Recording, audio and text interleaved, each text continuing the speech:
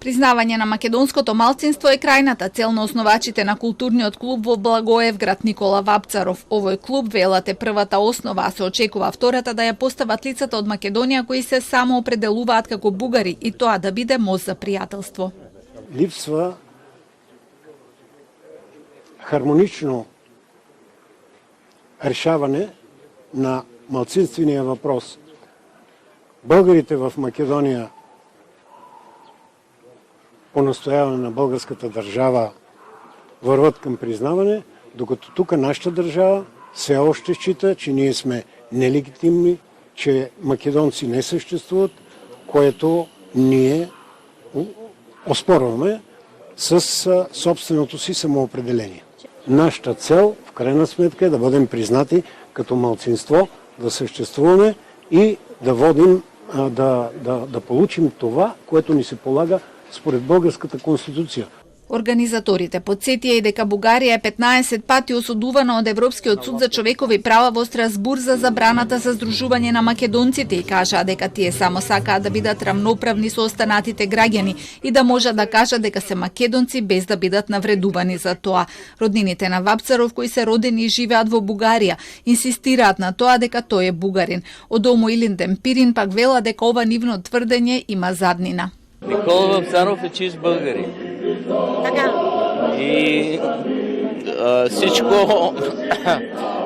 всичко това е спекулация. Че за мене, ако си живееме тук наблизо, ако си правиме търговия между границата, ако си пиеме хубавата наша ракия, няма по-хубаво това. Борис Вапцаров беше от 1949 година до 1963 година ръководител на македонската културна автономия в Пиринска Македония и тогаш той беше македонец. А кога се сврти политиката против Македонија, 63 година, наједнаш почна да тврди дека брат му е бугарин и наједнаш беше награден со највисоката можна позиција во Бугарија, член на Политбюро на ЦК на БКП, точно само едно ниво под диктаторот од Роживков.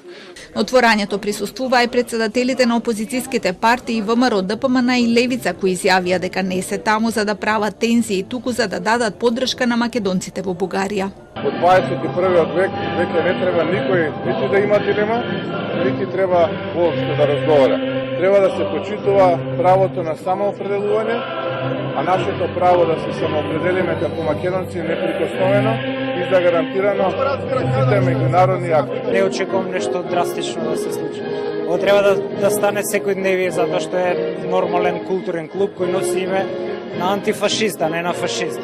И мислам дека овакви клубови ќе ги спојат народите, а нема да ги разделат како оние клубови во фашистички клубови во Македонија. На отворањето на клубот дојде и архимандритот Никодим Царкњас. Клубот се отвара за мир, за соработка и почит од страна на Бугарија като европејска земја да ја почитува сите националности. Од македонската влада во Благоевград не замина никоја, не беше испратен ниту представник, за разлика од нив председателот на државата Стево Пендаровски го испрати својот шеф на кабинет кој беше посебно интересен за бугарските медиуми. Те имат ли претенции териториални към България? Ве молам, не. Немам намера да давам изјави, благодарам. Кажете дали имат или няма, това е прост въпрос. Република Северна Македонија нема никакви територијални претензии кон Република Бугарија. Македонскиот поет Раде Силјан најавил дека ќе подари 300 тома литература за клубот.